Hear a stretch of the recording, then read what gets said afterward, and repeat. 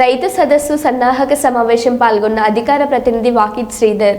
గోపాల్పేట మండల రైతాంగ ప్రజా నిరసన సదస్సు సన్నాహక సమావేశం ఈరోజు మండల పార్టీ అధ్యక్షులు బి బాలరాజు అధ్యక్షతన జరిగింది. ఇట్టి సమావేశంలో పాల్గొన్న జిల్లా అధికార ప్రతినిధి వాకిటి శ్రీధర్ మాట్లాడుతూ, కాంగ్రెస్ పార్టీ అమలు కాని హామీలు ఇచ్చి రైతులను నట్టేట ముంచారు అని, మిగతా వర్గాలకు ఇచ్చిన హామీలు కూడా అమలు చేయడం లేదని ప్రజలు చాలా ఆగ్రహంగా ఉన్నారు అని అన్నారు.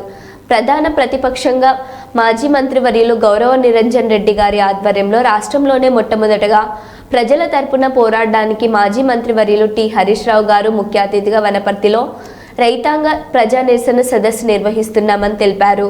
మండల కమిటీ ప్రతి గ్రామాన్ని సందర్శించి రైతులను ప్రజలను సన్నద్ధం చేసి సభ విజయవంతం చేయాలని పిలుపునిచ్చారు. మొత్తం ఈ తెలంగాణ రాష్ట్రం యొక్క సంక్షేమాన్ని ఆపేసింది.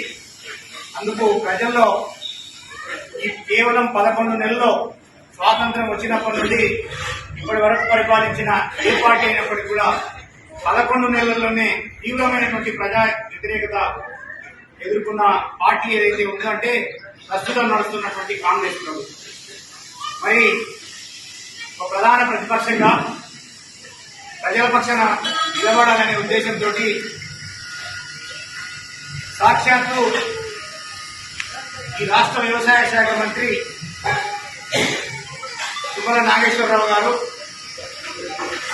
మేము మేనిఫెస్టోలో చెప్పిన విధంగా రైతు బంధు ఇవ్వలేం కదా, అతని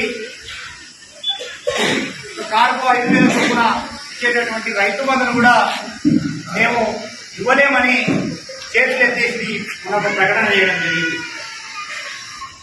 మరి ఇది నిరసిస్తూ రాష్ట్ర మాజీ వ్యవసాయ శాఖ మంత్రి నిరంజన్ రెడ్డి గారి ఆధ్వర్యంలో ఈ రాష్ట్రంలోనే మొట్టమొదటిసారిగా వనపర్తి జిల్లా కేంద్రంలో 10,000 మంది రైతులతో రైతు నిరసన సదస్సును ఈ నెల 29 తారీఖు నాడు ఉదయం 10 గంటలకు ప్రారంభం చేయదనబెట్టాం. దీనికి ముఖ్య అతిథిగా రాష్ట్ర మాజీ మంత్రివర్యులు పెద్దలు హరీష్ రావు గారు ముఖ్య అతిథిగా ఇచ్చేసి రైతాంగం పట్ల జరుగుతున్నటువంటి అన్యాయాలను మరొకసారి తేటతెల్లం చేసే అవకాశం ఉంది. కాబట్టి పార్టీ శ్రేణులు, రైతన్నలు, మహిళలు, యువకులు అందరూ కూడా ఈ సదస్సుకు పెద్ద ఎత్తున హాజరు కావాలని పిలుపునిస్తా ఉన్నా. మహిళలను, యువకులను కూడా ఎందుకు పిలుస్తున్నామంటే ఈరోజు 420 కూటకపు హామీలు ఇచ్చి